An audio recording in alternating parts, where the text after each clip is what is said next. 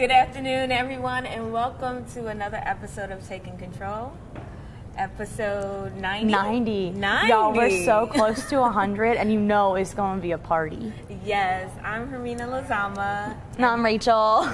It's been a while since we've been up here together, but we have really great stories for y'all today across every platform, I think. Yes. So, as we always say, One SEO is always hiring. Oh, yeah. We're hiring graphic design interns, PPC specialists, web developers, client relations managers. Yes, so if you think you want to be part of our wonderful One SEO family, make sure you go to oneseo.com/about-us/careers and fill out the information and submit your resume. Especially for interns. I know, like, summer's coming up and people are looking for summer internships. We love interns. Interns are great. We love to have the experience you bring, and then you can add the outside creative, refreshed from what's going on in here. So literally, even if it's something you have no experience in, but you're interested in learning more about SEO, PPC, graphic design, whatever it might be, yes, give us a call. We'll show you what we're about if you guys don't know from the show already, and see if you're a good fit. So honestly, call anyway. Apply.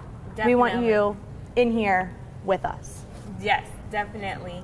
Later this month, One SEO will be at the Lower Bucks County Chamber of Commerce Business Expo at the Oxford Valley Mall. So also, if you're looking into digital marketing or manage IT services or tech support and you want to come out and talk to our team more about those services for your business, meet us there. We'll be happy to talk with you. Yeah, there's also a lot of good businesses going. Shout out to Jude and the Lower Bucks Chamber. We're really involved with them, and they're a really great organization. So come out, say hey to us, say hi to the other businesses, and we hope to see you there. Yes, hope to see you there. And also, later this month, it's 10 years. 10 years for One SEO, and we have a lot of surprises, a lot of things coming. But great, 10 years, going strong, and we are very excited about what's to come. Yeah, so I think with that being said, Hermina, let's kick into the first story. Let's get into the story. Now, we're going to talk about Google a little bit. So Google is rolling out something come May 1st of 2019. They're going to do cross-device reporting on all their platforms, which means now that when people go to your websites from their phone, their computers, their tablets, you can see what devices they've gone to, and then you don't miss those conversions. Mm-hmm. So before, sometimes it was really hard to see if a person started on their phone and then went to the website, if all that matched, and sometimes you lost a conversion on where it started, if it started on paid, if it started on social or organic. So now with this new system of cross-device activity, now you can see where all your leads are coming from, no matter the device the person uses, and that can help you better with your conversion tracking. I don't know, Anthony and I have talked about this before, and the trouble with cross-device conversion tracking. I give you guys like the example all the time of me like seeing an ad on Instagram and then going to social and then leaving and then going on my computer. I think it's really beneficial for analytics and things like that to be able to see the conversion tracking and how you got that lead, how you got that conversion, and so on. It might give you guys like a new idea for marketing in the future, whether you do social media ads instead of just, remarketing ads or so on. So. And the great thing about it is that now you can compare how things were tracking before to how they're tracking after May 1st. So everything before May 1st is going to have the old way of conversion tracking, mm-hmm, and then everything after May 1st will have the new way. So let's say you're looking at a quarter instead of just a month. The beginning quarter stuff of May 1st will have like the old tracking stuff, and then after May 1st, we'll have the new stuff. So you can kind of see, okay, what were you tracking for before, how those numbers differ, mm-hmm, how those numbers can give you a better idea of where your audience is coming from and what audiences that you should start targeting now. So ultimately just another way for you to see year-over-year improvements or, decreases. Yes, definitely. And going into Google reporting, they're dropping more reports from Google Search Console. Which we knew this was happening. I think Google dropped a few already with the initial change. Yes. So, not surprising. So what they really want business owners to do is really move on to the new Google Search Console. Eventually, they're probably gonna do away with the old one, but they haven't decided on that yet. But really, it's to kind of get you over to the new Search Console with the new set of reporting and the new systems that they're creating to make your business better. So as of right now, they're dropping more things.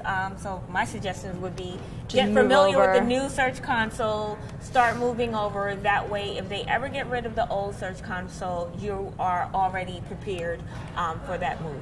Obviously, Google wouldn't make this move if they didn't think it was beneficial to you guys. So I would definitely recommend, like Hermina said, getting involved in it, get familiarized with it, take some trainings, because honestly, I don't think there's much left in the old Search Console anyway. So you might as well just kind of rip the Band-Aid off and go for it. Yes. So we're going to talk about some vulnerabilities right now and ways to kind of protect yourself. So WP Google Maps is a plugin for WordPress. Most people use it because now they can put a Google map on their posts, on their pages of their business.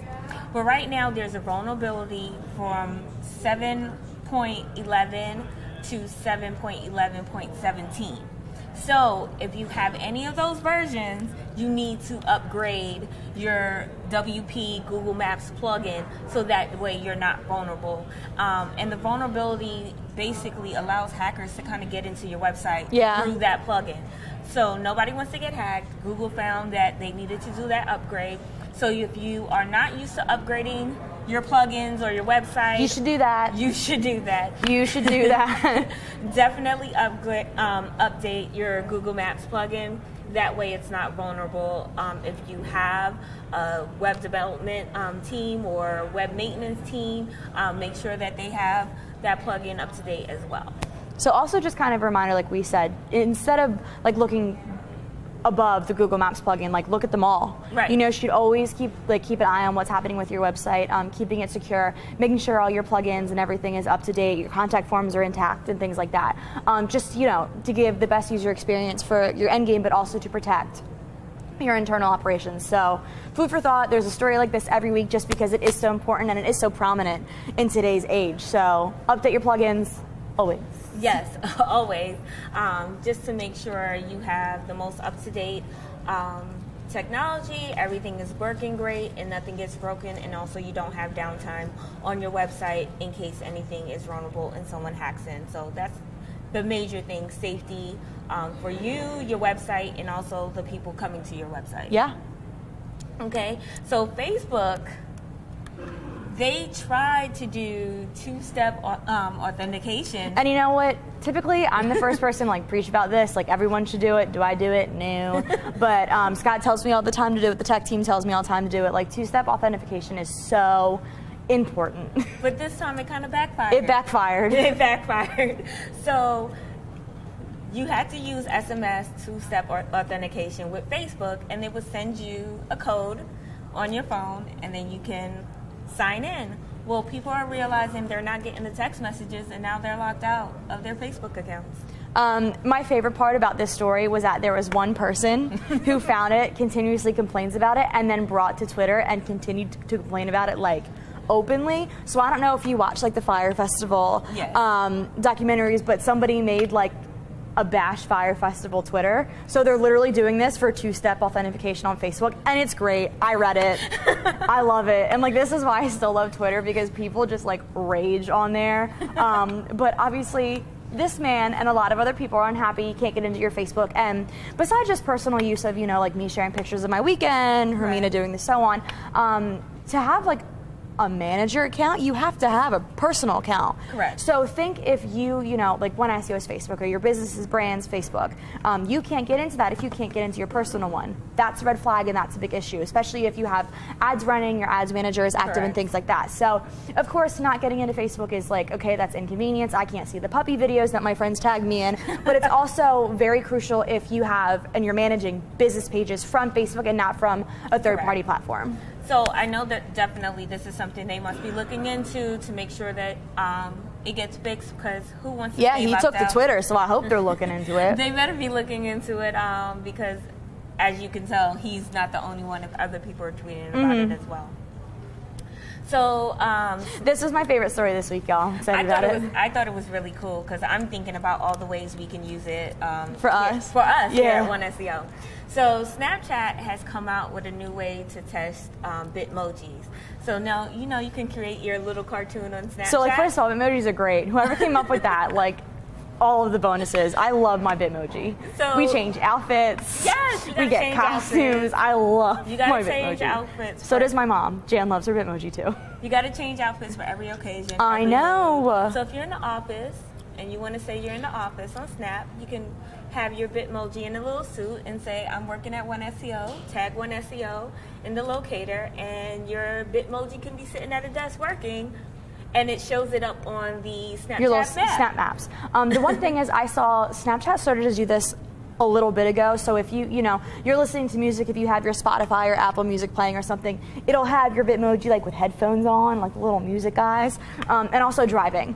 Yes. So I know I took a road trip up to Pittsburgh with one of my friends last year, and she was driving, and I was on my Snapchat, and I saw her Bitmoji in a car driving. So like, it's kind of just another way of how intricate AI can get, where it can track whether you're listening to music, whether you're driving, etc. But I think this is more fun, and I also think this is another way to bring people back to Snapchat. Yes, because you can also have your Bitmoji saying, text me, or I'm here to answer any questions.